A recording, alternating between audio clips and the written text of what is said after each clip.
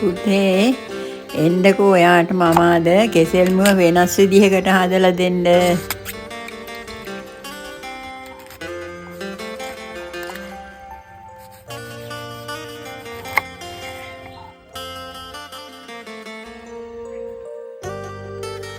මේකට පුතේ මස් කරි 3-5 ටික දාලා හොඳට අනා ගන්න ඕනේ.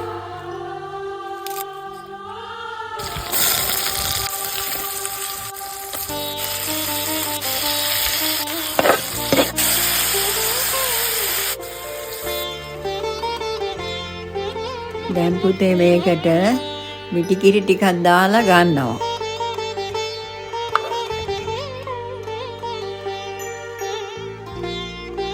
ඔන්න පුතේ කාලා බලන්නකො රස කොහොමද කියලා.